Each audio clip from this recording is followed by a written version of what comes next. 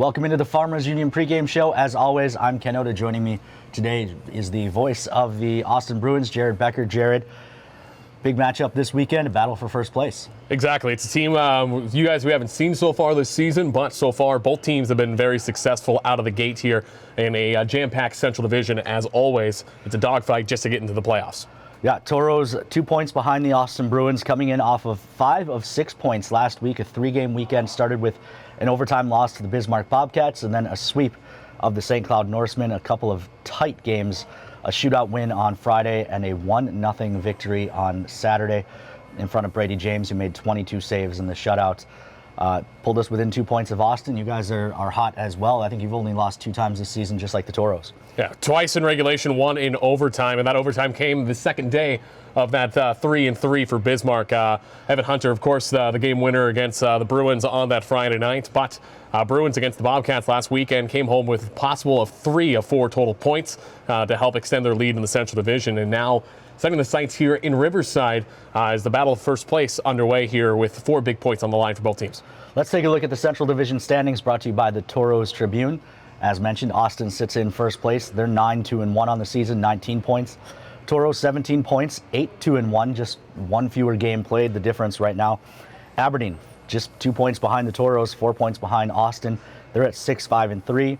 Bismarck 7-6-0. St. Cloud 5-4-4, both with 14 points. And North Iowa, yeah, as much as we poke fun at them, they're 2-9-0, but they showed last weekend they beat a pretty decent Aberdeen team. So if you don't take them seriously, they can put a loss on you. And it's still early in the season, too, Ken. Keep that in mind. It's only the end of October, beginning of November next week, so lots of hockey still to be played.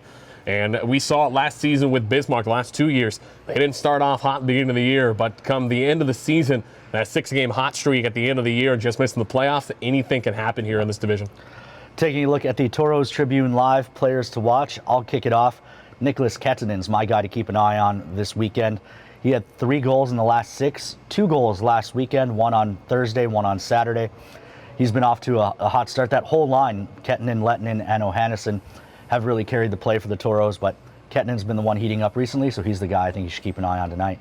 For the Bruins, it's Alex Lorenza, the Union commit, his a point-per-game player so far this season. First season here in the North American League and with the Austin Bruins, and is not missing a beat at all as he's committed to Union College to complete his collegiate and academic career. So he's a guy to watch there on that forward line. It's him, Will Diamond, and Isaac Broussard together on that forward pairing. It's a deadly and dangerous combo. That'll take us into our home key group keys to the game, and I'll start off. It's pretty much the tale that it's been always against these Austin Bruins, especially since Steve Howard stepped in behind the bench. It's minimize the frustration. I say Brad Marchand type players for the Austin Bruins. It's hard to pick our Mosquito Joe pest of the game during the broadcast. You could pick a number of guys. Ocean Wallace, the Broussard boys, plenty of guys who like to get under the opponent's skin. So for me, for the Toros, it's minimize the frustration and take the penalties. Don't even it up by retaliating.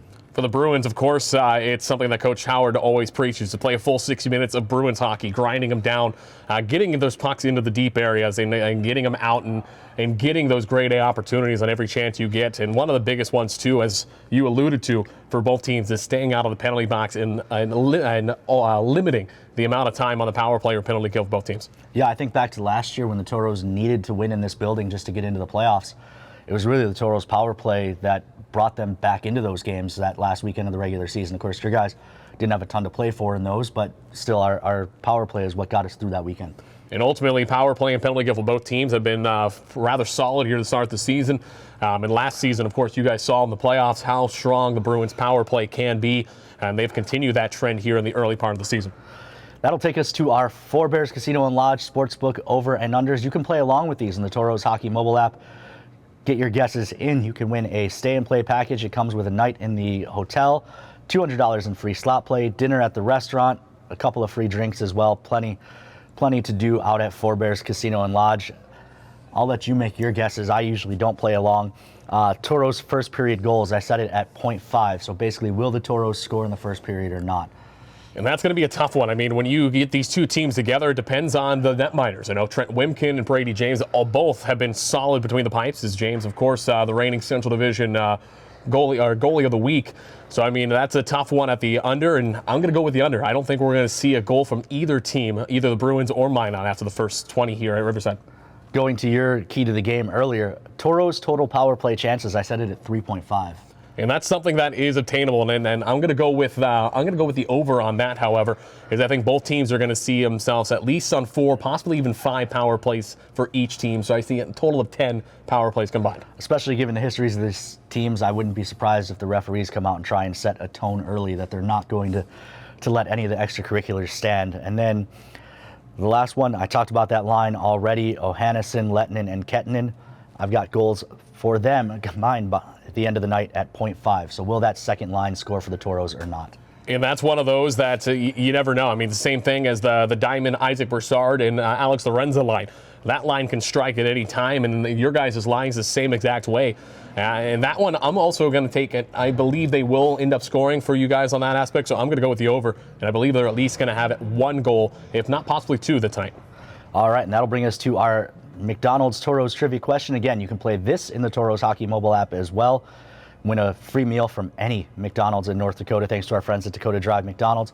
Who is the Toros' all-time leader with 7 goals against the Austin Bruins? Your options are Jaden Martin, who actually was a Bruin the first year of his NA career, Cade Stibbe, Nick Armstrong-Kincaid, or Michael Talbot. So jump in, take your guess. You have any guesses?